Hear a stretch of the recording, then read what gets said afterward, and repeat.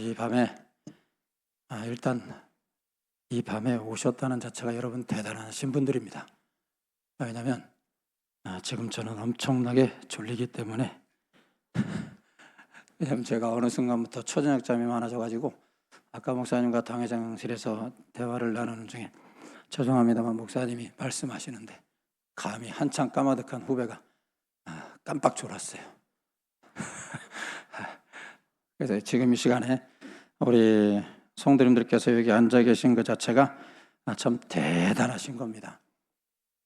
대단하시다 그러면 그냥 좋아서 아멘 해야 되는데 여러분 대단하신 분들입니다. 네, 기도 불금 시간에 초청해 주신 저의 대선배님이신 박 목사님께 감사드리고 또 성도교회 귀한 장로님들 그리고 우리 성도님들께 진심으로 감사를 드립니다. 4주간에 걸친 기도 불금 엔딩 시간입니다. 그러면은 제일 잘하는 사람이 와야 되는데 엄청난 부담을 안고 왜냐면 처음 할 걸 그랬겠다. 내가 졸라가지고서 처음 하게 해주십시오. 이렇게 했어야 되는데 제가 그 앞에 오신 두 분을 이렇게 동영상을 통해서 잠깐 봤어요. 대단들 하시더라고요. 근데 내가 와서 뭘 할까? 지금 큰 부담을 안고 있습니다. 우리 성도님들께서 이 밤에 졸지 마시고 아멘을 연발하시면은 잘 될 줄 믿습니다. 오늘 제목이 도시선교 전략입니다. 도시선교 전략. 이거 뭐 신학교 강의 제목도 아니고 제가 지금 우리 일대원 청신대학교 일반대학원에서 도시선교 어반미션이라는 주제를 가지고 지금 이 학생들을 가르치고 있는데 석박사 학생들을 가르치고 있는데 이 제목을 그대로 붙이면은 이거 뭐 신학교 강의실도 아니고 그런데 우리가 일가와 친척들을 예수님께로 인도하자라는 상반기 기도 불금의 전체 주제입니다. 그래서 이왕이면은 여기에 맞춰서 도시교회로서 또 도시인으로서 그리고 도시인들을 어떻게 하면 하나님 앞으로 인도해서 하나님의 나라를 확장한 우리 성도교회와 성도교회 성도님들이 되려면 좋을까 고민한 끝에 그냥 도시선교 전략으로 제목을 잡았습니다. 이 주제를 다루면서 도시선교 주제를 다루면서 생명을 구원하기 위해서 어떤 전략을 사용하면 좋을지 우리가 함께 생각하면서 이 밤에 은혜를 나누기를 원합니다. 엔딩이 중요한데 저는 자고로 좀 일찍 끝나는 습관이 있어가지고 학교에서 인기가 참 좋습니다. 수업 자체를 저는 굉장히 일찍 끝냅니다. 여기 우리 부목사님 가운데서 저한테 직접 한 두세 과목을 배운 목사님이 계셔요. 그래서 물어보시면 참 일찍 끝나는 게 있습니다. 저는. 그래서 이 엔딩을 좀 일찍 끝날 테니까 졸지 마시고 집중해 주셨으면 좋겠습니다. 오늘 찬양대 아주 너무너무 잘합니다. 너무너무 감사합니다. 그래서 지금 옆에 앉으셨다가 어느새 이쪽으로 오셨는지 모르겠지만 옆에 계시면 제 옆모습을 봐서 저는 옆모습이 잘 안 나와요. 앞모습을 봐야 잘 나오는데 그래서 빨리 앞으로 왔으면 좋겠는데 잘 오셨습니다. 너무너무 찬양을 잘하셔서 너무 감사하고 찬양하는 분들 보면 너무나 부럽습니다. 왜냐하면 저는 찬양을 잘 못합니다. 노래 자체를 잘 못해요. 트라우마 때문에 그렇습니다. 초등학교 4학년 때 겪었던 그 트라우마. 제가 좋아하던 여학생이 있었습니다. 그 여학생이 교회 성가대에 앉아있더라고요. 초등부. 그래서 그 여학생 쫓아서 저희 어머니 아버지 다 교회 집사님이신데 그때 집사님이고 지금은 물론 뭐 우리 아버님은 장로님으로서 섬기시다가 하나님 나라 가셨지만은 그때 그 여학생 성가대에 앉는 바람에 저도 좀 앉아보자 해가지고서 그 여학생 쫓아가지고서 4학년 때 성가대에 앉았는데 처음 성가대 연습을 한번 참석하러 갔습니다. 참석하러 갔는데 성가대 지휘자 선생님께서 여자분이신데 저보고 야 동현아 너 개 이름 좀 한번 읽어봐라 그러더라고요. 4학년 개 이름 못 읽을 수 있잖아요. 동의를 해주시면 너무너무 감사하겠습니다. 개 이름 못 읽을 수 있잖아요. 그렇지 않습니까? 뭐 다 읽는 거 아니잖아요. 못 읽었어요. 그러면 잘 가르치면 될 거 아니에요. 왜 야단치냐고. 누구 앞에서? 내가 좋아하는 여학생 앞에서. 그 여학생이 지금의 제 사모는 아닙니다. 딴 사람이에요. 그래서 제 사모도 지금 여기 와 있습니다. 찾아보십시오, 이따가. 근데 얼마나 제가 당황스러운지 초등학교 4학년, 국민학교 4학년이었죠. 그 상처를 가슴에 품고 밖으로 도망쳐 나왔어요. 그 뒤부터 성가대는 나의 원수다. 이 결심과 함께 절대로 나는 성가대 안 낳는다. 난 죽어도 못 낳는다. 그리고 그때부터 음악과 탐을 쐈어요. 우리 주일학교 선생님들은 조심하셔야 됩니다. 애들한테 야단치면 안 돼요. 평생의 트라우마로 남아요. 지금까지도 그게 트라우마로 남아가지고서 음악을 잘 못해요. 저희 교회에서 예배를 인도할 때도 저희 반주자가 지가 알아서 들어와요. 제가 쫓아가는 게 아니고, 제가 늘 강조하죠. 최고의 피아니스트가 누군지 아느냐? 알아서 들어오는 애다. 내가 거기 목사님한테 맞추라고 하지 말아라. 네가 알아서 들어와라. 그래서 얼마나 고생이 심한지 몰라요. 너무너무 고생을 많이 해요. 그래서 하나님 앞에 늘 기도합니다. 이렇게 못난 나를 정말로 음악도 제대로 못하는 목사님이 그렇게 많지 않을 텐데 이렇게 못난 나를 하나님 그래도 목사 만들어 주셨으니 하나님 아버지요, 나는 이제 사나주구나. 주님만 위해 살겠으니 나를 사용하여 주시옵소서. 다른 건 할 줄 모르오니 그냥 복음 전하며 사는 일생의 삶이 되게 하여 주시옵소서. 그래서 제가 제일 좋아하는 찬송이 이제 내가 살아도 지금 하는 거 아니에요? 있다 합니다. 있다 우리 같이 합심해서 기도하는 가운데 이 찬양 한번 같이 하자고요. 제가 이 찬양을 제일 좋아합니다.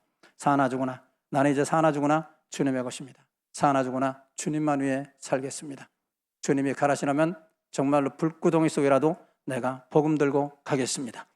이 결심 가지고 그냥 살아갑니다. 그랬더니 하나님께서 정말 한국교회 산 역사, 우리 성도교회까지 불러주시지 않습니까? 그 세계적인 교회, 우리 성도교회 이렇게 불러주셔서 제가 얼마나 정말 영광인지 모릅니다. 모든 영광을 하나님 앞에 올려드립니다. 복음을 전해서 사람의 생명을 구하는 것이 여러분 전도라는 겁니다. 쉽게 말하는 것이죠. 복음을 전해서 사람들과 맨투맨으로 만나서 복음을 전하는 것. 미션과 이벤젤리즘은 구별되어야 되겠죠. 미션은 선교고 이벤젤리즘은 복음이라는 말입니다. 전도의 전도. 그러니까 선교 속에, 미션 속에 이벤젤리즘이 들어가 있는 것이죠. 미션이라는 것은 전체적인 선교의 전체적인 포괄적인 용어고, 그리고 전도라는 것은 1:1 맨투맨으로 만나서 구체적으로 복음을 전하는 행위에 관점을 주는 게, 행위에 강조점을 주는 게 이벤젤리즘이라는 단어입니다. 그래서 우리 성도님들께서 아실 수 있는 게 복음을 전해서 사람의 생명을 구하는 것, 바로 이벤젤리즘, 전도라는 것입니다. 복음이 무엇입니까? 복음이 무엇이냐면은 누가복음 24장 46절 47절을 제가 한번 읽어드릴 테니까 여러분 쉽게 가만히 들어보십시오. 복음이 뭔지 아주 여기에 이 키워드가 이렇게 몇 가지가 있습니다. 또 이르시되 이같이 그리스도가 고난을 받고 제3일에 죽은 자 가운데서 살아날 것과 또 그의 이름으로 죄 사함을 받게 하는 회개가, 이렇게 되어 있어요. 이것이 바로 복음입니다. 이 말씀 속에서 보시면, 말씀을 요약해 보면 예수님이 십자가에서 우리의 죄를 짊어지시고 고난받으시고 죽으셨다. 그리고 사망을 이기시고 부활하셨다. 여러분, 이것이 바로 복음입니다. 그리고 그 이름 예수를 믿는 자는 반드시 죄사함을 받는다. 할렐루야. 이것이 바로 복음의 핵심입니다. 이 복음은 역동적입니다. 복음은 그냥 정체된 것이 아닙니다. 복음은 굉장히 활발하고 굉장히 역동적인 겁니다. 그래서 누가복음 24장 47절을 계속해서 보시면은 예루살렘에서 시작하여 모든 족속에게 전파될 것이 기록되었으니 이 복음은 왕성하게 전해질 것이다 라는 얘기입니다.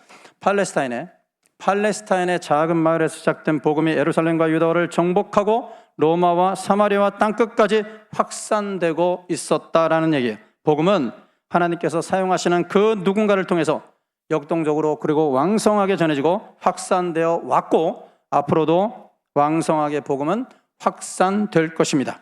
자, 그러면 중요한 것은 뭐냐? 정말로 중요한 것은 뭐냐? 누가복음 24장 48절입니다. 누가복음 24장 48절에 보시면 너희는 이 모든 일의 증인이라. 중요한 게 뭡니까? 내가 쓰임받는 것이 중요하다는 겁니다. 복음을 듣기는 들었는데 내가 쓰임받지 않으면 복음과 나는 아무런 관계가 없습니다. 이 모든 일에 네가 증인하다. 네가 이 모든 일에 우리 성도교회 성도님들께서 증인 되시는 역사가 있기를 예수님의 이름으로 축복합니다. 예수님과의 극적인 만남, 여러분 예수님과의 극적 만남을 통해서 예수 그리스도를 만난 정말 엄청난 사람 한 명 있죠. 바울 사도입니다. 바울의 일생, 그 일생을 전체적으로 한번 쭉 보시면은 바울의 일생은 복음 전하는 일생이었습니다. 오늘 본문 말씀에서 복음 전파에 대한 바울 사도의 정말로 뜨거운 열정을 발견할 수 있는 단어가 있어요. 그 단어가 뭐냐면은 오늘 14절에 보니까 빚진 자라는 단어예요. 빚진 자라는 단어예요. 바울은 빚진 자의 심정을 갖고 있었습니다. 빚진 자의 심정. 갚지 않으면은 뭔가 찜찜하고 뭔가 갚을 날짜만 하면은 뭔가 두려움과 불안과 공포가 내 마음속에 막 엄습하는 것이 바로 빚이 아니겠습니까? 이것이 빚이에요. 반드시 그래서 빚은 갚아야 합니다. 그래야 속 편하게 살 수 있습니다. 그런데 바울은 돈에 빚진 것이 아니고 돈을 빚진 것이 아니라 복음의 빚을 졌다고 말하고 있어요. 복음을 빚지고 있다는 거예요. 그것이 바울 사도를 사로잡고 있었기 때문에 오늘 본문 15절이십니다. 15절 보시면 그러므로 나는 할 수 있는 대로 로마에 있는 너희에게도 복음 전하기를 원하노라 그랬어요. 이러한 빚진 자의 심정을 가지고 있었기 때문에 바울 사도는 로마에 있는 너희에게도 내가 나아가서 복음 전하기를 원한다 이렇게 말하고 있어요. 여기서 이 말을 그대로 영어 성경에서는 말하고 있는데 I'm so eager to preach the gospel 이렇게 되어 있어요. 복음을 전하는데 내가 갈증을 느낀다, 갈망을 한다는 거예요. 정말로 바울 사도의 뜨거운 열정을 여기서 배울 수가 있어요. 내가 로마에 있는 너희에게 복음 전하고 가기를 정말로 간절하게 바란다. 여러분, 로마라는 도시에 복음을 전하기를 원했던 바울 사도의 심정이 저는 우리 성도님들의 심정이 되시기를 바랍니다. 바울 사도는 빚진 자의 심정으로 정말로 열정적으로 복음을 전했습니다. 그리고 바울 사도는 대단한 전략가였습니다. 바울 사도는 닥치는 대로 복음을 전한 사람이 아니에요. 닥치는 대로 복음을 전한 것이 아니고 전략적으로 복음을 전했습니다. 그는 대상과 장소에 따라서 복음을 상황에 맞추어서 전했던 전략가 중에 전략가였습니다. 그러니까 바울 사도처럼 복음의 빚진 자로서 열정적으로 뜨거운 마음으로 전략적으로 복음을 전했다. 이 바울 사도의 전도의 이 어떤 자세 이겁니다. 빚진 자의 심정을 가지고 복음의 빚진 자의 심정을 가지고 열정적으로 뜨거운 마음으로 그러나 전략적으로 이게 바로 바울 사도의 전도의 하나의 방법이었다고 볼 수 있습니다. 물론 모든 일에는 성령이 함께 하시고 도와주셔야 한다는 것, 열매는 성령님의 몫이라는 것은 변함이 없습니다. 성령님께서 함께 주셔야 됩니다.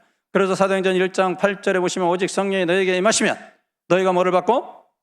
권능을 받고 예루살렘과 온 유대와 사마리아 땅끝까지 이르러 내 무엇이 되리라? 증인이 되리라 그러잖아요. 증인이 되리라. 내 증인이 되리라. 그러니까 먼저 너희가 성령을 충만하게 받으면 성령이 함께 하셔야 된다는 거예요. 모든 성경, 모든 전도는 성령이 하시는 일입니다. 성령이. 우리가 복음을 전해서 생명을 구하려면은 그렇기 때문에 성령 충만을 받아야 한다는 것이 전제된 말씀입니다. 도시선교 전략이라고 해서 어번 미션의 전략을 오늘 배우는 게 아니고 그 전에 무엇부터 전제되어 있어야 되냐면은 성령 충만을 내가 먼저 받아야 된다라는 얘기예요. 성령 충만을 받으면은 하나님께서 지혜를 주시고 전략도 주시고 작전도 주시고 전도 대상자도 만나게 해주신다는 것입니다. 먼저 우리가 복음을 전해야 하는 시대에 대한 이해가 중요한 것 같습니다. 자, 성령 충만은 전제됐습니다. 그러면 복음을 전해야 하는 이 시대에 대한 이해를 먼저 하셔야 됩니다. 도의선교 전략이니까 시대에 대한 이해를 하실 필요가 있겠죠. 사실 여러분 과거에는 교회가 세상의 문화를 앞서갔기 때문에 교회가 세워지기만 하면 사람들이 몰려들어왔던 그런 시대가 있었습니다. 도시화도 단계가 있죠. 도시화도 단계가 있는데 재미납니다. 첫 번째 단계는 이제 초기화 단계죠. 이니셜 스테이지죠. 초기화 단계입니다. 그 다음에는 가속화 단계예요. 액셀러레이션 스테이지. 그 다음에 터미널 스테이지죠.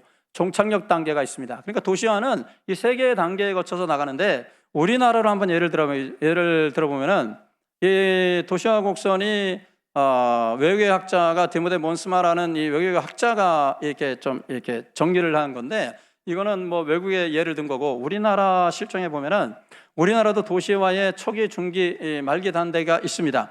이니셜 스테이지, 초기 단계라는 것은 1차 산업에 종사하시는 분들이 더 많다는 얘기예요. 2, 3차 산업보다는 1차 산업에 종사하시는 분들이 많은 그러한 시대, 우리나라로 따지면 40년대, 50년대, 1940년대, 50년대, 뭐 60년대까지도 괜찮습니다.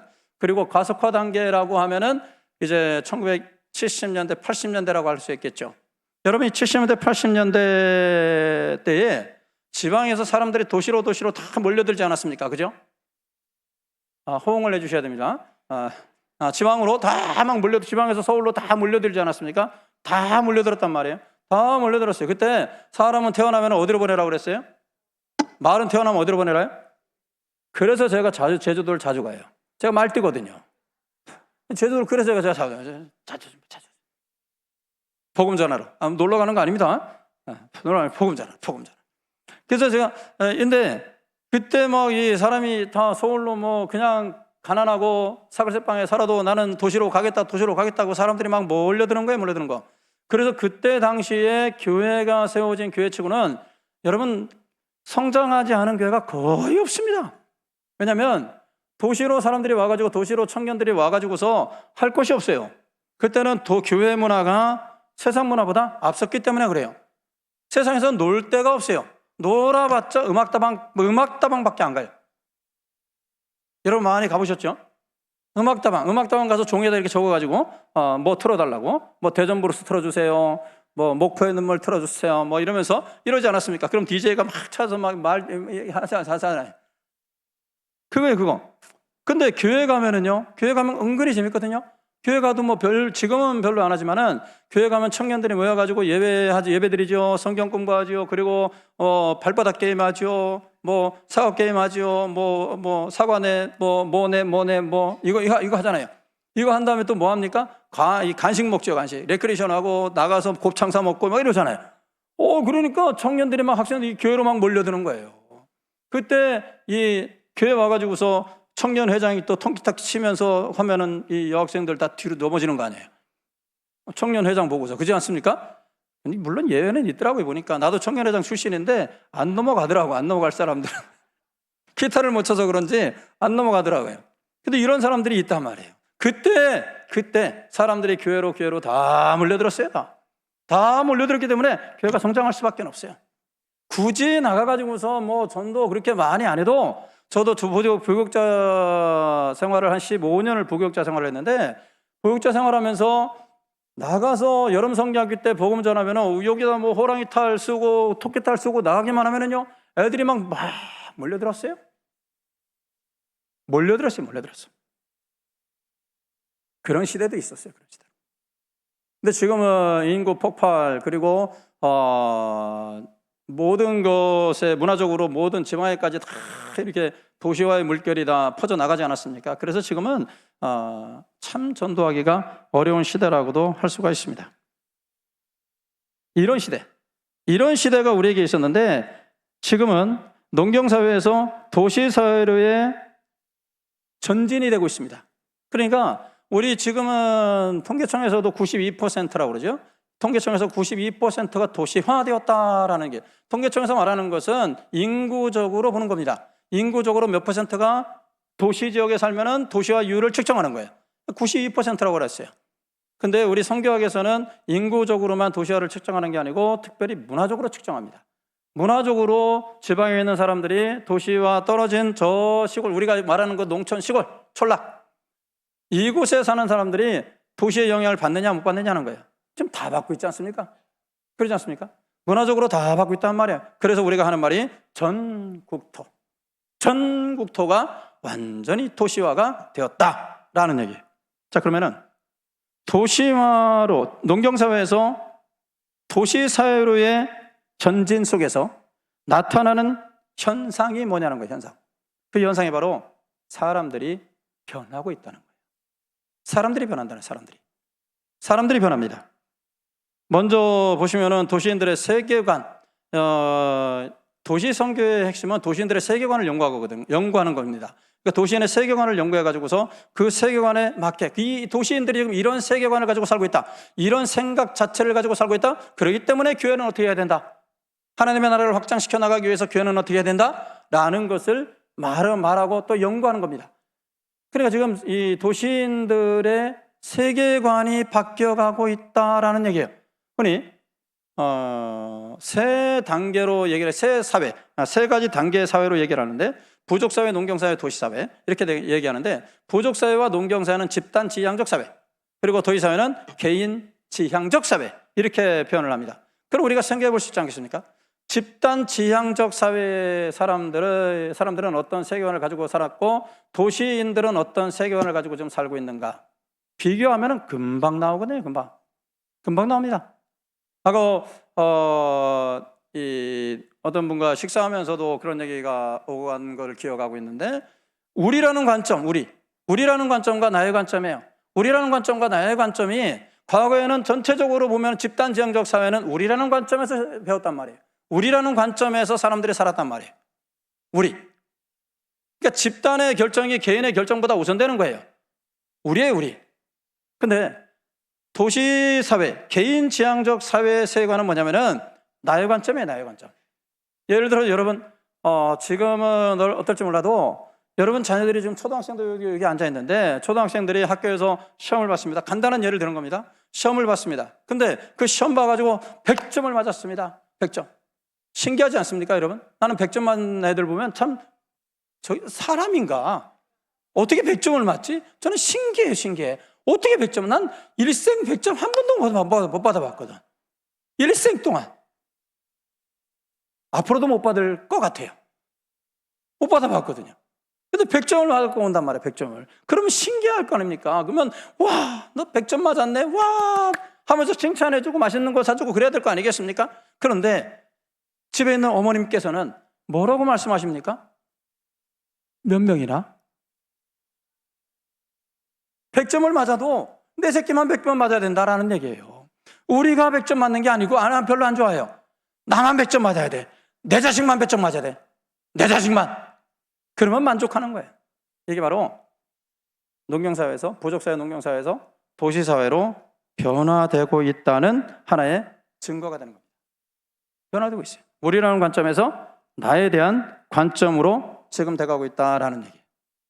대가족의 일원으로서 우리라는 관점을 귀한 가치로 여기며 개인의 업무 능력보다는 그야말로 인간관계를 중요시 여겼던 부족사회, 그리고 농경사회와는 달리 도시사회는 핵가족을 이루면서 우리보다는 나의 관점에서 생각하게 하고, 인간관계보다는 개인의 업무 능력을 더 귀한 가치로 여기는 시대가 되었다는 것입니다. 개인주의 세계관, 이걸 가리켜서 우리는 개인주의 세계관이라고 말하고, 이것이 지배적이라고 말할 수가 있습니다. 즉, 요즘 시대의 세계관은 그야말로 에고이즘이죠.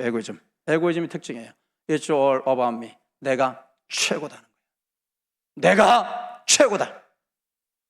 이것이 지배적 세계관이 되어버린 시대입니다. 자기가 현실의 중심이고, 자기 결정이 최고의 가치를 갖고, 자유는 양도 불가능한 권리이며 자기 성취가 최종 목표입니다. 나 자신이 존재의 중심이라는 겁니다. 요즘 시대를 그래서 포스트 모던 사회라고 말하지 않습니까? 포스트 모던 사회라고 흔히 말하는데, 포스트 모던 사회에서는 자기 자신보다 더 고상한 관심사가 없다는 특징입니다. 이런 에고이즘은 현대 도시인들에게서 두드러지게 나타나는 현상입니다. 이런 개인주의 세계관, 에고이즘의 세계관, 개인주의 세계관은 뭐로 연결되냐면은 세속화로 연결이 되는 겁니다. 세속적, 세큘러, 세속적이라는 말은 라틴어 세굴룸이라는 말에서 나오는데, 이 의미가 현 시대입니다.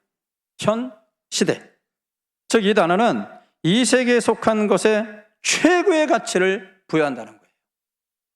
종교적이고 형이상학적인 그러한 세계관은 다 배척해버리는 거야, 배척해버리는 거야. 지금. 세속화라는 것은 어떤 일이 세속적으로 변해가는 과정을 의미합니다. 피터 버그라는 사회학자는 세속화를 가리켜서 사회와 문화의 여러 부문이 종교적인 기관과 상징의 지배에서 벗어나는 과정이라고 정의를 했어요.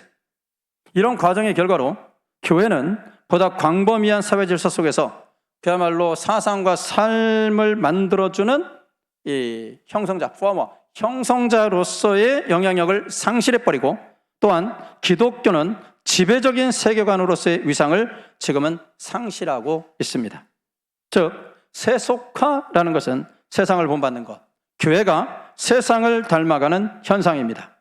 이 시대의 세계관, 가치관, 이데올로기, 유행하는 풍조에 휩쓸려 본래의 기독교 정신을 잃어버린 영적 타락 상태에 빠진 상태라고 볼 수 있습니다. 세속화는 본질적으로 창조주 하나님을 거부하고 하나님을 반역한 인간을 그야말로 만물의 척도로 삼는 거예요. 여기서도 마찬가지. 개인주의 세계관이 세속화의 핵심이 뭐냐? 만물의 척도는 인간이라는 거예요. 나라는 거예요, 결국은. 이런 시대의 사람들은 오직 예수 그리스도, 오직 예수, 이 구원의 유일한 이름을 주장하는 사람들, 주장하는 거 거부합니다. 이런 현대 도시인들의 세계관과 생각이 변하는 시대, 여러분, 우리가 살고 있는, 또 우리가 복음을 전할 무대가 바로 이 도시화된 사회라는 것입니다. 모든 사람들의 기준은 나다. 모든 것의 기준은 나다. 나만 괜찮으면 돼. 나만 아니면 돼. 이런 세계관을 가지고 있는 현대인들이 바로 우리의 복음을 전할 대상들이라는 얘기예요. 그래서 상당히 어렵습니다. 그래서 상당히 힘들다고들 얘기를 합니다. 이 시점에서 우리는 아주 일반적인 선교 전략을 몇 가지만 말씀을 드리겠습니다. 이 도시화된 사회에서 우리는 그야말로 전략적으로 임해야 합니다.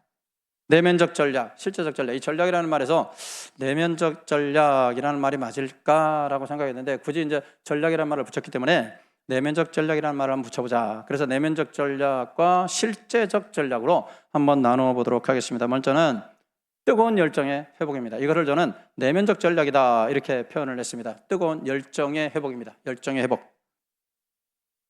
무엇보다 중요한 것은 열정이 있어야 복음을 전할 거 아니겠습니까? 뭔가 주의 복음에 대한 강한 뜨거운 뭔가 마음에 솟구쳐 오르는 뭔가 있어야 나가서 복음을 전할 수 있는 거 아니겠습니까? 에베소 교회에 말씀하시는 주님의 말씀을 들어보면은 이 열정의 회복이 얼마나 중요한지 우리는 알 수 있습니다. 요한계시록 2장 1절에 7절 말씀 속에 우리 주님께서 하늘의 7별을 붙잡고 교회의 7별을 붙잡고 7 금촛대 사이를 다니시는 우리 주님께서 에베소 교회 성도들에게 말씀을 하시는 내용이죠. 당시에 사도 요한이 반모섬에 유배되어 있지 않았습니까? 도미티안 황제 때 반모섬에 유배되어 있었는데, 에베소와 반모섬은 90km 정도 떨어져 있다고 얘기를 합니다. 그 반모섬에 유배된 사도 요한, 바로 주님이 에베소 교회 처음 7교회 가운데 처음 에베소 교회 말씀하지 않습니까? 그 에베소 교회, 내가 에베소 교회에게 편지하노니, 이 말을 들을 때 이 정말 사도 요한의 심정은 가슴이 절렁했을 겁니다. 그죠? 자신이 방금 전까지 목회했던 곳이기 때문에. 에베소 교회 하면 우리 어떤 생각이 드십니까? 뭔 사랑을 잃어버렸다고요? 첫사랑을 잃어버린 교회, 형편없는 교회 아니야? 이렇게 생각하는 경향이 있습니다. 그런데 결코 형편없는 교회가 아닙니다. 대단한 교회입니다. 놀라운 교회입니다. 왜냐하면 에베소 교회에 대한 주님의 평가를 들어보시면 우리는 알 수 있는데, 에베소 교회는 정형과 정통이 있습니다. 정형과 정통이 있어요. 에베소 교회는 바른 행동이 있었고 바른 전통이 있었던 그러한 교회라고 말할 수 있습니다. 에베소 교회에 대해서 주님이 말씀하시는 요한계시록 2장 2절에 3절을 제가 한번 읽어드릴 테니까 들어보십시오. 내가 내 행위와 수고와 내 인내를 알고 또 악한 자들을 용납하지 아니한 것과 자칭 사도라되 아닌 자들을 시험하여 그의 거짓된 것을 내가 드러낸 것과 또 내가 참고 내 이름을 위하여 견디고 게으르지 아니한 것을 내가 아노라. 이렇게 말하고 있지 않습니까? 행위. 여기 보시면은 행위의 행위, 내 행위와 수고와 내 인내를 안다. 행위의 행위. 이것이 헬라어로는 행위들입니다. 행위들. 단수가 아니에요. 복수입니다. 행위들입니다. 들. 에베소 교회는 말뿐인 교회가 아니라 행함이 있는 교회다라는 얘기입니다. 그것도 그냥 하는 척하는 그러한 교회가 아닙니다. 그러한 성도들이 아니에요. 오늘 말씀해 보니까 내 수고. 내 수고를 한다. 수고의 차원이라는 얘기예요. 수고의 차원. 정말 땀을 뻘뻘 흘리면서 주의 사역을 감당했던 그러한 교회다라는 얘기예요. 강도가 높은 실천만 있는 것이 아니라 인내도 있었습니다. 지속적으로 했다는 거예요. 한두 번 하고 만 게 아닙니다. 동기 또한 내 이름을 위하여라고 되어 있죠. 내 이름을 위하여.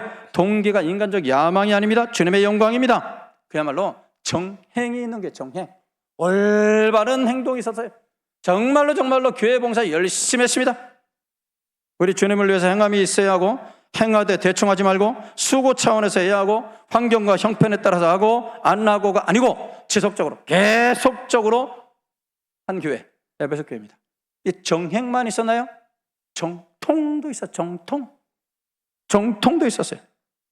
오늘 말씀해 보니까 악한 자들을 그랬어요. 악한 자들을 용납하지 아니한 것과 자칭 사도라되 아닌 자들을 시험하여 그의 거짓된 것을 내가 드러낸 것과. 요한계시록 2장 6절에 보시면은 이렇게 되어 있어요. 6절에 보시면 오직 내게 이것이 있으니 내가 니골라당의 행위를 미워하는도다. 나도 이것을 미워하노라. 니골 삼키다라는 뜻이죠. 니골라 라오스라는 말이죠. 이 두 말을 합치면 백성을 삼킨다는 거예요. 백성을 삼킨다. 백성을 삼켜버린다. 우상 숭배와 행음으로 백성을 삼켜 망하게 한다는 거예요. 에베소 교회는 이들을 시험하여 폭로하고 바른 교리를 지킨 교회였습니다.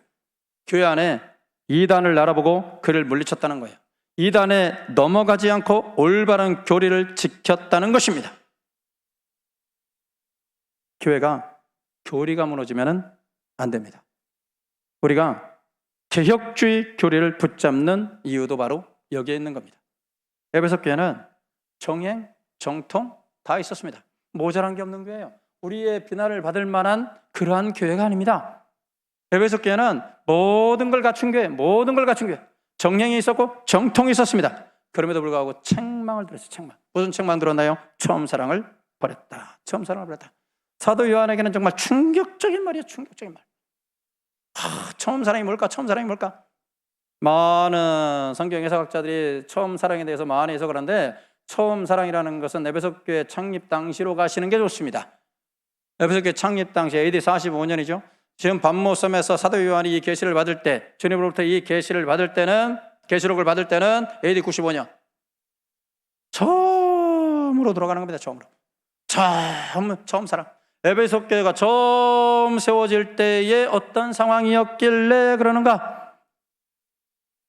사도행전 19장 9절에서 10절 보시면은요, 이렇게 되어 있습니다. 어떤 사람들은 마음이 굳어 순종하지 않고 무리 앞에서 이 도를 비방하거늘 바울이 그들을 떠나 제자들을 따로 세우고 두란노 서원에서 날마다 강론하니라. 2해 동안 이같이 하니 아시아에 사는 자는 유대인이나 헬라인이나 다 주의 말씀을 듣더라. 무엇이 사라졌습니까? AD 45년과 비교해서 AD 45년과 AD 95년 50년 사이에 도대체 무슨 일이 벌어졌길래 처음 사랑 버렸다고 했을까? 무엇이 사라진 겁니까? 무엇이? 말씀에 대한 갈증. 바울 사도가 두란노 서원에서 2년 동안에 매일 복음을 전합니다. 매일. 주일에 한 번씩 복음 전한 게 아니에요. 매일 복음 전한 게 매일. 날마다 강론했다. 신약 학자들에 의하면 하루에 5시간은 좋게 잡습니다.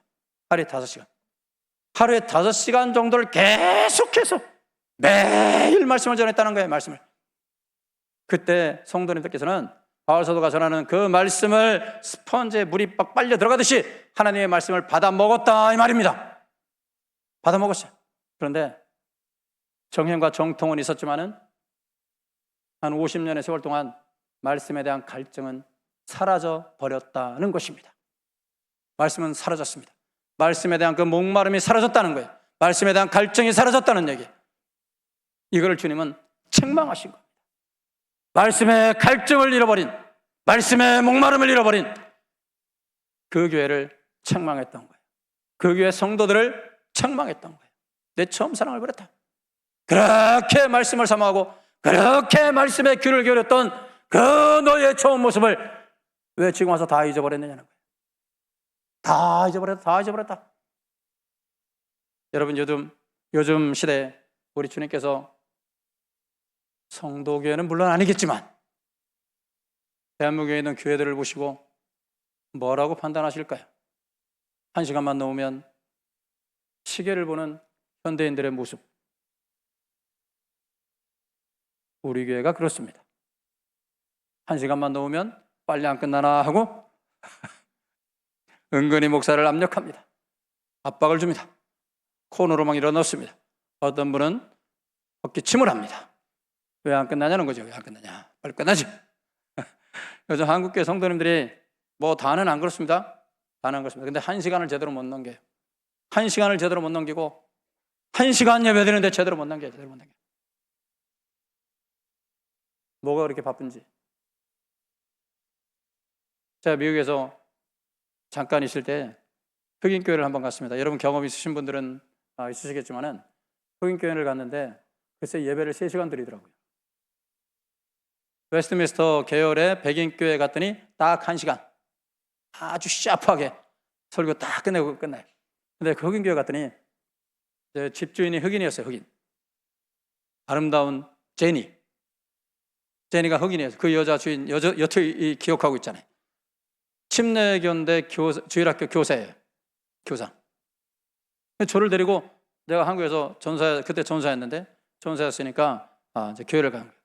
예배를 참석했는데 와, 찬양부터 얼마나 뜨거운지 몰라요. 너무 뜨거워요. 왜냐하면 그럴 수밖에 없죠. 사회에서 어떤 그 보이지 않는 인종차별이 미국에는 많이 있지 않습니까? 거기에서 느끼는 그 서러움과 압박과 또 어떤 그 이 마음에 북받쳐 오르는 그 불안감, 두려움 뭐 이런 것들이 교회 와서 쫙 풀려버리니까 그냥 막 찬양을 하는데 주님의 그 놀라우신 은혜를 찬양하는데 막 박수를 치면서 막 춤을 추는 거. 우리 성도님들 하면 이만한 사이즈의 교회인데 성도님들이 하나씩 둘씩 이렇게 일어나는 거예요. 일어나서 막 찬양식 예배 시간에 우리 교단에서는 도저히 할 수 없는 그러한 일들이 큰일 나잖아요. 우리 교단은 그 막 일어나서 한 사람씩 일어나서 막 엉덩이를 늑실거리면서 막 춤을 추는 거야. 다 일어나는 거예요. 어쩔 수 없이 나도 일어났다니까요. 어쩔 수 없잖아요. 나도 개혁주의 사상을 배운 저로도 어쩔 수 없이 그냥 일어나는 거예요. 일어나서 막 박수 치는 거예요. 박수 치면서 너무너무 놀라운 거예요. 구원의 은혜가 너무 감격스러운 거예요. 3시간을 예배드렸어요. 3시간. 말씀에 대한 갈증, 예배에 대한 갈증이에요. 그리고 또 무엇이 사라진지 아십니까? 사도행전 20장 17절로 36절로 쭉 기록이 되어 있는데 바울 사도가 예루살렘을 향해 올라갑니다. 예루살렘을 향해 올라가고자 하는데 밀레도에서 에베소 교회 장로님들을 부르죠. 장로님들을 불러가지고 쉽게 말해 그겁니다. 장로님들, 나 이제 예루살렘으로 올라갑니다. 장로님들께서 그러시죠. 바울 사도님 올라가지 마십시오. 올라가면 죽을 수도 있습니다. 그때 그 유명한 말이 나오죠. 사도행전 20장 24절에 나의 달려갈 길과 주 예수께 받은 사명 곧 하나님의 은혜의 복음 증거하는 일을 마치려 하면은 나의 생명을 조금도 귀한 것으로 여기지 아니하노라. 그러면서 올라가지 않습니까? 그때 둘이 장로님과 또 목사님이 바울 사도가 서로 껴안고 서로를 위해서 눈물로 기도해 주지 않습니까? 50년의 세월이 흘렀습니다. 그 뜨거운 기도의 열정이 다 사라져 버렸다는 거예요. 다 사라져 버렸어요. 그렇게 밤을 새도록 기도하던 한국교회 기도의 용사들이 다 지금 어디로 숨어 있는지 모르겠어요.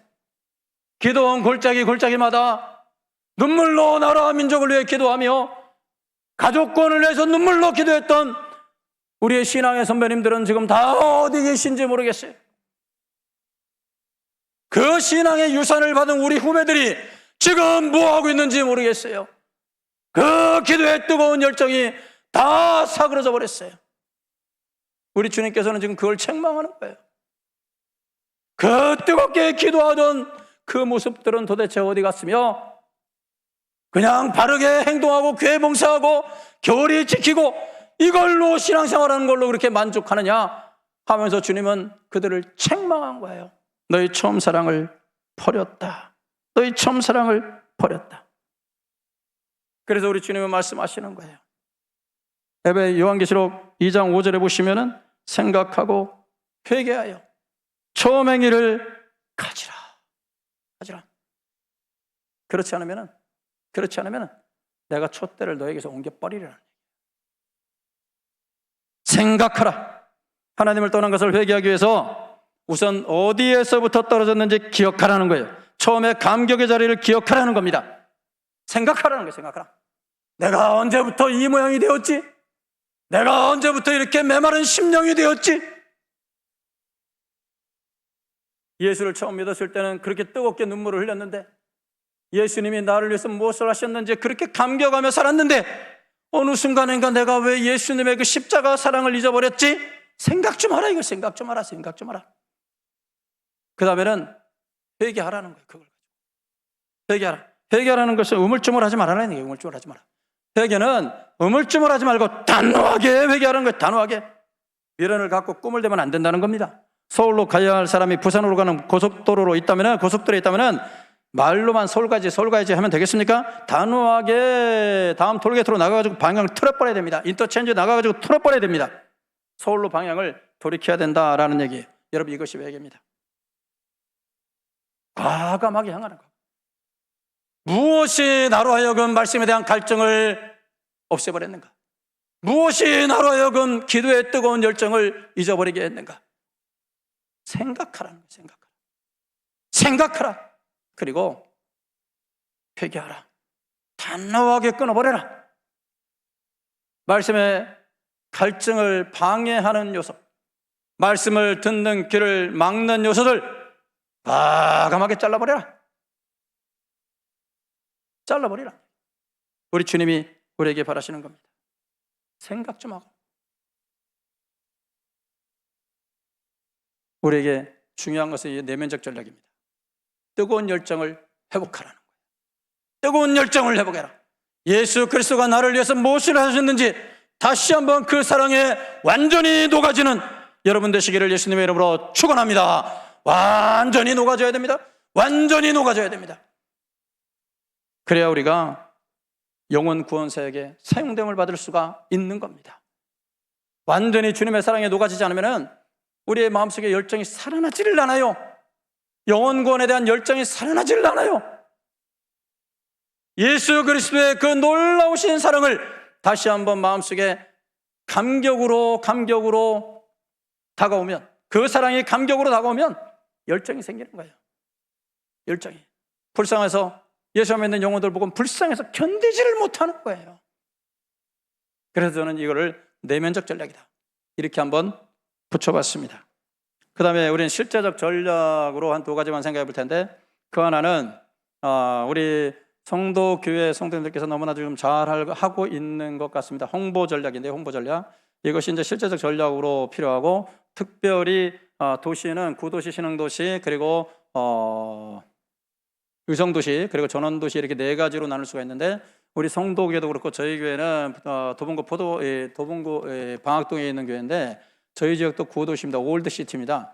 그래서 이 구도시에 있는 교회가 펼칠 수 있는 가장 중요한 선교 전략, 전도 전략은 홍보 전략이라고 말할 수가 있습니다. 홍보 전략입니다. 홍보 전략인데요. 홍보는 마케팅과 관련이 있습니다. 마케팅이 뛰어난 교회가 성장한다, 이러한 그 책도 나와 있는데, 마케팅이라는 것은 뭡니까? 소비자의 욕구와 필요, 그리고 생산자의 목표와 목적을 충족시킬 수 있도록 상품과 서비스가 생산자에게서 소비자에게 전달되도록 하는 사업 활동의 수행. 이게 정의를 그렇게 내리더라고요. 그러니까 생산자가 만듭니다. 그것을 어떻게 하면 소비자가 그걸 갖게 할 것이냐라는 것이 이제 마케팅의 전략이죠. 마케팅 팀들이 그렇게 중요하다는 얘기죠. 여러분, 복음을 전한다라는 것은 예수님을 홍보하는 겁니다. 아무리 아무리 좋은 프로그램을 가지고 있다 해도, 아무리 좋은 말씀이 있다 해도 교회에 대한 홍보가 약해버리면은 사람들을 교회로 끌어들이기가 쉽지 않습니다. 교회를 홍보하기 위해서는 각 도시들마다 나름대로의 전략이 필요합니다. 우리 성도교회가 위치한 이 지역 올드시티입니다. 분명히 올드시티입니다. 아니에요, 목사님. 우리 교회는 붐타운이에요. 신흥도시예요. 누가 그럽니까? 올드시티예요. 누가 뭐라 해도 올드시티예요. 제가 오면서 보니까 진짜 올드시티예요. 우리 교회가 위치한 방학동도 올드시티고요. 완전히 고도시입니다. 고도시. 이 지역에서 탁월한 전도 전략으로 저는 우리 교회에서 했던 주보 전도 전략을 제안을 해드리고자 합니다. 교회 주보는 여러분 교회를 홍보하고 복음을 전하는 데 탁월한 효과를 기대할 수 있는 전략입니다. 특히 교회를 홍보하기 위해서는 큰 비용이 드는 것을 감안할 때 주보는요, 저렴하게 교회를 홍보할 수 있는 최고의 전략이라고 할 수 있습니다. 그렇기 때문에 우리 성도님들께서 주일날 사용하시는 주보를 가지고 가서 여러분의 지역에 가서 전달을 할 수 있습니다. 여러분의 지역에 있는 편지함에 주보를 꽂아 놓을 수 있습니다. 그거는 굉장히 고전적 전략인데요. 그 고전적 전략으로 대부흥을 일으킨 교회가, 대표적인 교회가 바로 서울광염교회라는 교회입니다.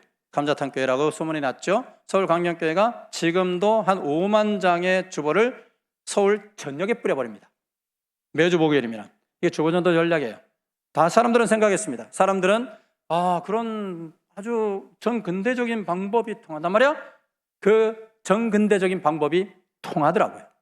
대신에 교회 주보를 지금 우리 성도교회가 몇 부를 제작하는지 모르겠지만은 그 배로 제작해서 성도님들께서 집으로 돌아가실 때 여러분의 지역에 뿌리는 겁니다. 여러분의 지역에 개인적으로 맨투맨으로 만나서 전달을 해도 좋지만은, 그것도 좋지만은, 그래도 좋지만은, 그렇지 못할 경우에는 그냥 편지함에 꽂아 놓으면 됩니다. 저는 교회를 2번 개척했습니다. 한 번 개척해가지고 그야말로 이제 실패를 경험하고, 제가 부족해가지고 그래도 하나님의 큰 은혜를 베푸셔서 어느 정도는 됐는데, 제가 부족해서 좀 이렇게 교회를 이전하게 됐습니다. 교회 서울시 재개발, 저기 청계천 지역에서 제가 교회를 개척했습니다. 그래서 교회 재개발이 바로 떨어지더라고요. 한 2개월, 개척한 지 2개월 만에. 그러니까 재개발 특징상 뭡니까? 재개발 특징상 땅 있고 집 있는 사람만 유리하지, 하루 벌어 하루 먹고 사는 사람에게는 아무짝에도 쓸모없습니다. 그래서 저희 교회 성도님들의 구성원이 그때도 그랬고 지금도 그렇고 굉장히 좀 이렇게 생활적으로 좀 어렵습니다. 근데 그때 우리 교회 성도님들이 하나님의 은혜로 그래도 버텨가지고서 쭉 올라갔어요. 부흥이 됐어요. 더 이상은 안 되는 거예요. 성도님들이 이제 불안해하는 겁니다. 그래서 제가 그때도 장로님이 계셨는데, 장로님 원하시는 곳으로 이전합시다. 제가 원하는 곳 말고 성도님들과 우리 장로님이 원하시는 곳으로 이전합시다. 이전해야지 더 이상은 안 되겠습니다. 얼마 있으면 여기 재개발되는데, 지금 뭐 청계천 굉장히 좋아지지 않았습니까? 그때 그냥 놔둘 걸. 그래서 이전을 감행을 했는데, 이왕이면 목사님 사시는 동네로 이전하죠 해가지고서 도봉구 방학동으로 온 거예요. 도봉구 방학동으로 왔습니다. 왔는데 성도님들이 다 약속했어요. 철석같이 약속했어요. 목사님 따라갑니다. 목사님 따라갑니다.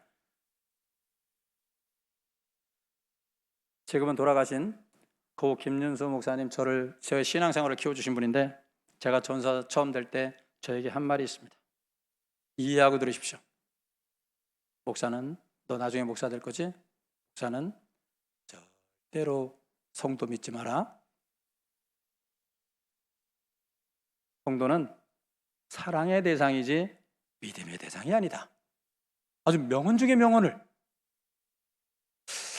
그때는 이해를 못했습니다. 근데 목사님 따라갑니다. 목사님 따라갑니다. 따라오기는 한 명 남고 다 떨어지는. 와, 주여, 교회를 세웠습니다. 성도님들이 어디 하자 그래서 땅을 하나 사가지고서 건축을 그냥 확 올려버렸어요. 3층으로 올렸어요. 좋다, 하자. 올렸어요. 한 명 남고 다.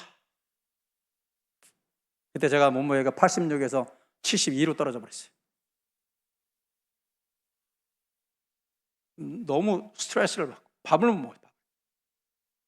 성도님 한 사람 한 사람이 목사님 근처 교회로 갑니다 할 때 목사는 피눈물이 나요. 눈물이 절로 나는 거예요. 교회 본당에 엎드려서 요 앞에서, 좀 죄송한 표현이지만 십자가도 이렇게 그어보고 이렇게 누워도 봤어요. 그러면서 기도도 해봤어요. 그렇게 안 해도 됩니다. 나는 그랬다. 너무 간절했어요. 막 방석을 깔고 무릎 꿇고 기도하는 게 너무 죄송해서 방석까지 없애고 시멘트 바닥에서 그냥 무릎 꿇고 1시간, 2시간 엎드려 봤어요. 2달 동안 1층 교육관, 식당, 2층 본당, 3층 사택인데 2층에서 3층을 못 올라갔어요. 새벽 예배 드리려고. 새벽에 누가 오간디? 안사람밖에 없지. 거기다 대고 안사람까지 졸아봐? 누굴 보고 설교해야 돼? 대책이 없어요. 대책이. 하나님 앞에 기도했어요. 하나님 세워놨습니다. 사람 좀 보내주세요. 사람 좀 보내주세요. 제발 좀. 2달 동안 3층을 못 올라가고 아침에 새벽에 기도하고 아침 먹으러 올라가고 그 다음에 주보전도. 돈 있어야 뭐 주보를 잘 뽑죠. 그냥 백지로 인쇄해가지고 주보 1000장씩 2000장씩 막 뽑아서 혼자 막 돌아다니는 거예요. 편지함에 막 꽂고 돌아다니는 거예요. 왜? 교회가 있다는 거 알려야 될 거 아니에요. 막 꽂고 돌아다니는 거예요. 그랬더니 2달 만에 한 사람 오더라고. 물론 지금은 그 사람 어디 갔는지 모르겠지만 여러분, 현대 도시인들은 낯선 사람에게 문을 절대 열어주지 않습니다. 주보전도는 이런 시대에 도시인들에게 교회를 홍보하고 예수 그리스도를 소개하는 데 탁월한 전도 전략이라고 할 수가 있습니다. 그렇기 때문에 우리가 주보전도를 활용해 보시는 게 좋습니다.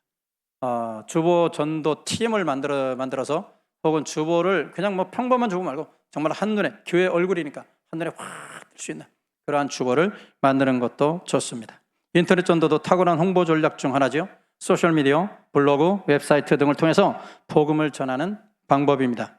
요즘 사람은 교회를 선택할 때 인터넷을 통해서 사전 정보를 얻지 않습니까? 따라서 인터넷 전도의 중요성을 알고 인터넷 관리자는 인터넷을 통해서 교회를 홍보하는 치밀한 전략을 강구해야 할 것입니다. 그리고 여러분의 개인 소셜미디어에도 교회를 홍보하는 것이 좋습니다. 홍보 전략입니다. 홍보 전략. 무조건 홍보입니다. 홍보.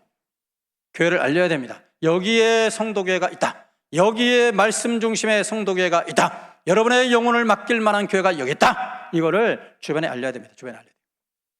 그렇기 때문에 여러분이 사는 곳에 주보를 들고 가야 돼요. 주보 들고 가야 돼요. 우리 성도교회 특징상 주변은 주택가가 별로 없더라고요. 다 상권만 조성돼 있지.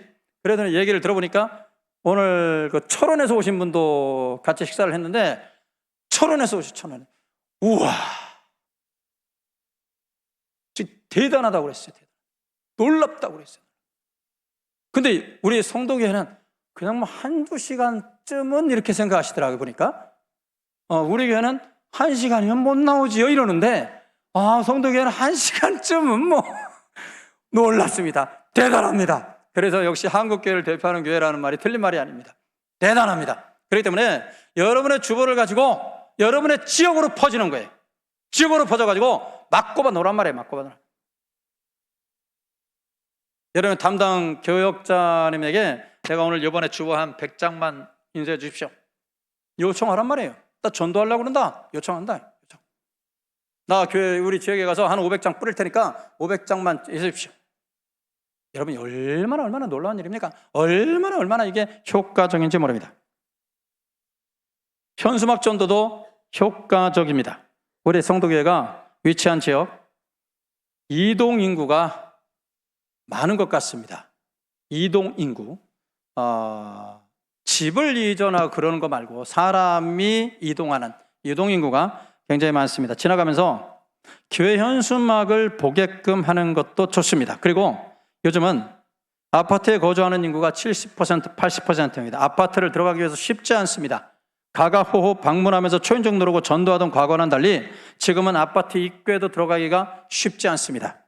제가 주보 전도를 꽂고 다닐 때 제일 무서웠던 사람이 아파트 경비원들이었어요. 아파트 경비하시는 분들 얼마나 눈치가 빠른지 몰라요. 삑 소리가 나요. 그래서 제가 기동성 있게 자전거를 타고 다녔습니다. 쫓아오니까 빨리 도망가야 되니까. 얼마나 이게, 제가 그래서 자전거 쫙 탑니다. 이게 주먹 꼽는 것도 맨 처음에 서툴렀어요. 근데 편지함에 뭐 이건 뭐 어디 뭐 선수. 교회가 무슨 행사를 할 때 현수막 걸고 주변에 알리는 것도 좋습니다. 교회가 살아 움직이고 있다는 것, 그리고 교회가 지역 주민들을 위해서 무엇인가를 하고 있다는 것, 그리고 이동인구가 많은 이 성도교의 위치상 앞에 예를 들어서 뭐 전도 문구 같은 거 이런 것도 써붙여 놓는 것도 굉장히 좋습니다. 홍보 전략입니다. 요즘은 흔히 홍보 전쟁, 홍보 싸움이라고 얘기를 합니다. 은근히 현수막을 보고 주보를 보고 매번 보게 되면은 이상하게 관심이 가지는 겁니다. 하나의 전도 전략으로 제가 여러분들에게 소개해 드리고 싶습니다. 또 하나는 정말 중요한 건데 이거는 오늘 말씀의 하이라이트라고도 할 수 있는데 관계전도입니다. 많이 들어보셨을 겁니다. 관계전도죠. 모든 도시 형태, 구도시, 신흥도시, 위성도시, 전원도시, 모든 도시에서 탁월한 선교 전략, 탁월한 전도 전략이 뭐냐? 바로 관계전도입니다. 특히 구도시에서는 꼭 해야 하는 전도 방법이라고 생각합니다. 도시인들의 특징이 개인주의라고 말씀을 드렸습니다. 자기와 관계되지 않은 일에 관심 자체가 없습니다. 그리고 관계없는 사람에 대해서 관심도 없습니다. 예를 들어서 보이스피싱 사건이 많이 일어납니다. 스팸 문자가 하루에도 수십 건 옵니다. 이런 것들에 하도 이런 것들을 많이 받다 보니까 이제 사람들의 반응이 어떻습니까? 모르는 전화는 받지 않는다는 거예요. 받지 않는다. 하도 많이 오니까 받지 않는다. 그러므로 이제는 나의 가족으로, 친구로, 동료로, 가까운 이웃으로 복음을 전하는 것이 효과적입니다. 일가와 친척을 예수님께로 인도하는 방법, 가장 효과적인 것은 관계전도입니다. 홍보 전략, 주보전도가 전도 교회가 할 수 있는 전체적인 것이라면은 관계전도는 여러분 개인들이 맨투맨으로 할 수 있는 그러한 전략이라고 말할 수 있습니다. 예를 가리켜서 우리는 관계전도라는 말을 흔히 하죠.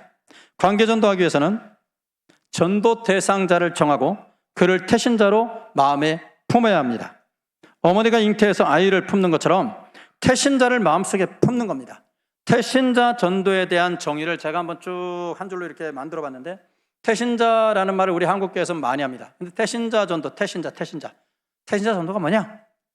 자, 제가 한 줄로 한번 정의를 내려보면, 내 마음에 전도 대상자를 잉태하여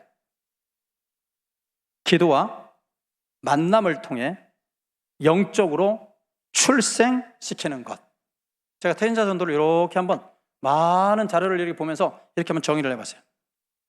내 마음에 전도 대상자를 잉태라는 말이 이제 키워드가 하나 나오고, 그리고 기도와 만남을 통해, 기도, 만남, 이 두 가지가 또 키워드죠. 그리고 영적으로 출생시키는 거예요. 아이를 잉태해서 10개월 동안 품고 있지 않습니까? 얼마나 좋은 것만 먹고 좋은 음악 듣고 그러지 않습니까? 태교를 한 다음에 10개월 후에 그 아이를 출산하는 것과 같습니다. 잉태입니다. 먼저 한번 생각해 볼까요? 잉태. 그리고 기도와 만남, 이걸 한번 생각해 보도록 하겠습니다. 잉태.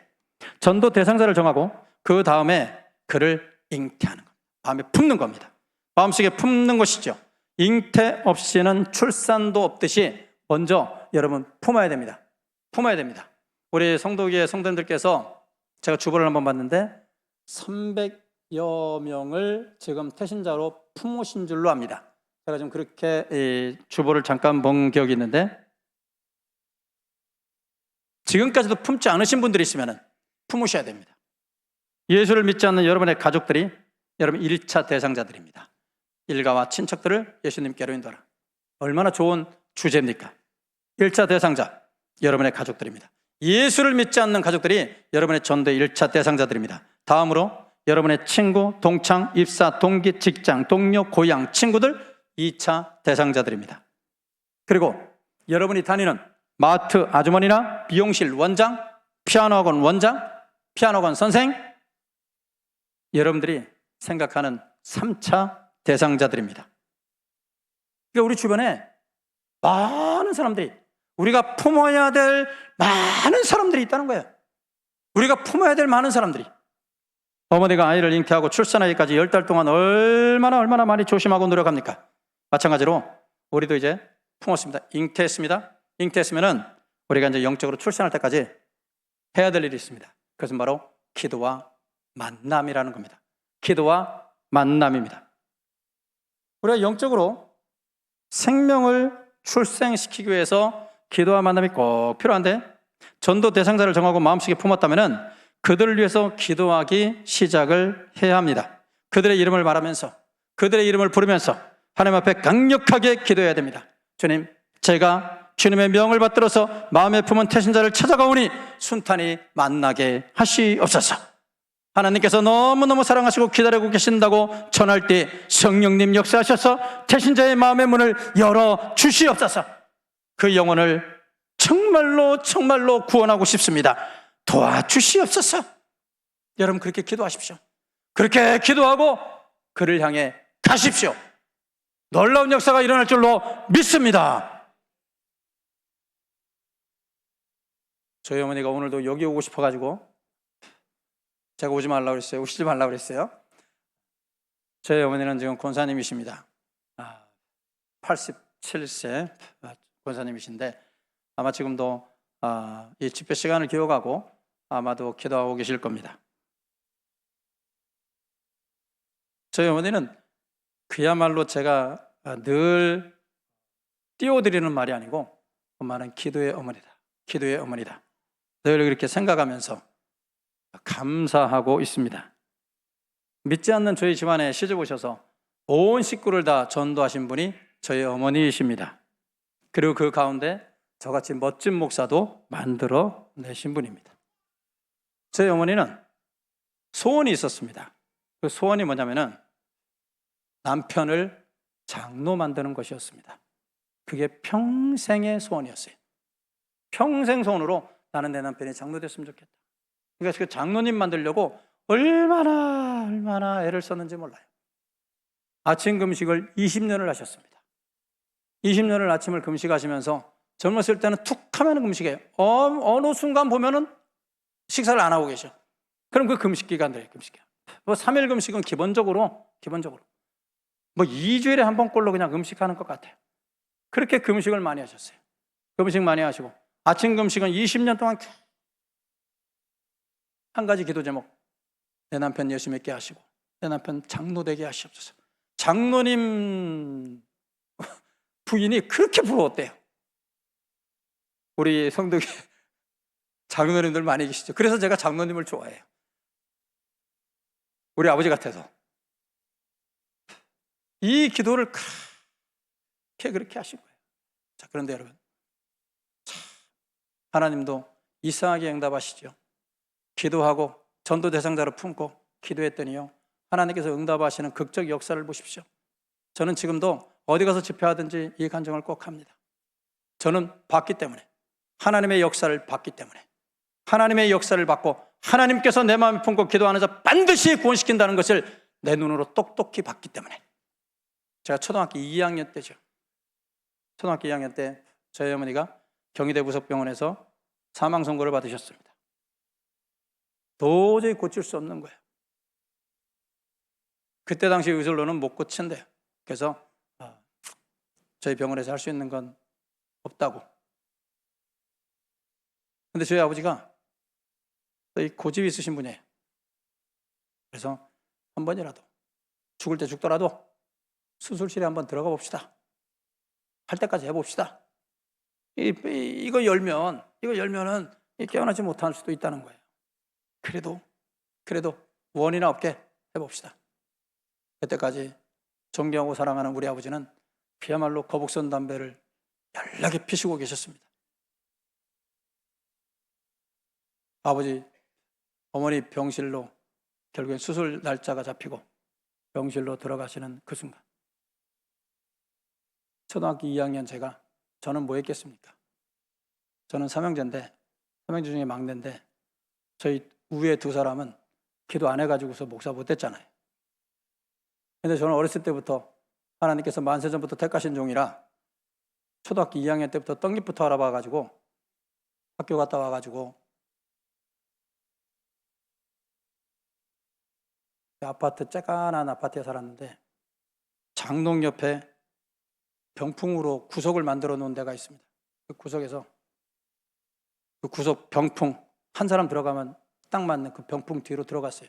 학교 갔다 와서 형들은 없고 혼자 거기 들어가서 무서워가지고 엄마를 생각하면서 수실 들어가는 그 시간에 엄마를 생각하면서 엄마가 그렇게 매일 불렀던 전부여지옵소서 손 들고 옵니다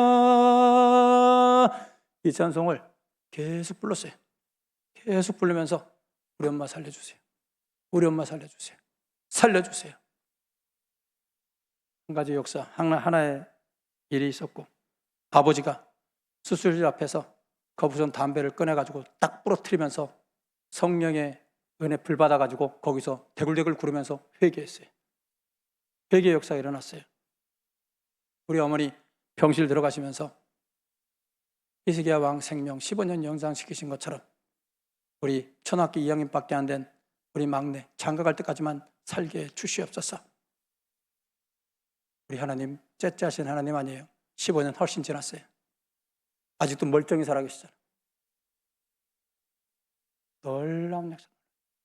그때부터 우리 아버지가 신앙생활하기 시작했어요. 그리고 안수집사 되고 장로님 되시고 10년 굵게 짧게 정말 굵게 짧게 10년 장로생활 하시다가 좀 일찌감치 하나님의 부름을 받으셨어요. 여러분 기도하면 반드시 이루어집니다. 여러분들께서 마음에 품고 기도하시는 거 있습니까? 반드시 이루어지게 되어 있습니다. 반드시 그 영혼은 구원받을 수 있습니다. 그러니 품으십시오. 품으십시오. 여러분의 가족을 품고 여러분의 친구들을 품고 천국과 지옥이 분명히 있다는 걸 알고 예수 안 믿으면 지옥 간다는 거, 예수 믿어야 천국 간다는 거, 이 불변의 법칙, 불변한 거 아닙니까? 그렇기 때문에 품으십시오. 그리고 믿고 기도하십시오. 반드시 그 영혼 우리 하나님께서 건져 주실 줄로 믿습니다. 이렇게 기도하시고 이제 가서 만나십시오. 무조건 찾아가서 만나십시오. 찾아가서 커피도 사주시고 밥도 사주시고 우리 교회 한 번만 가자. 2번도 아니고 한 번만 가자. 꼬시세요. 그렇게 해서라도 그 영혼 건져낼 거 아니겠습니까? 안 믿으면 지옥 가니까. 이것이 바로 관계전도입니다. 이것이 바로 관계전도예요. 영적으로 품으십시오. 그리고 그를 위해 간절하게 기도하십시오. 그리고 가서 만나세요. 하나님의 놀라운 역사가, 성령의 강력한 역사가 그 가운데 펼쳐질 줄로 믿습니다. 사랑하시는 성도 여러분, 복음을 전하는 것 우리 모두의 사명입니다. 이제 내 주변에 다니면서 복음을 전하시기 바랍니다. 하나님의 관심사가 나의 관심사가 되는 정말 제대로 된 신앙생활 하시는 우리 모든 성도교회 성도님들이 되시기를 예수님의 이름으로 축복합니다. 우리 다 함께 찬양 한번 할까요? 이제 내가 살아도 우리 찬양하고 합심해서 말씀 생각하시면서 하나님이여 내가 이제 복음을 전하는 자가 되겠나이다. 복음을 전해서 생명을 권하는 자가 되겠나이다. 주여 나에게 전도 대상자를 주시고 강력하게 기도할 수 있는 기도의 영을 더하여 주시옵소서. 그래서 생명을 구원해서 하나님을 기쁘시게 하는 자가 되게 해주시옵소서. 가족이 예수를 안 믿는다면 가족권을 위해서 간절하게 기도하는 시간 되시기를 바랍니다. 우리 다 함께 찬양합니다.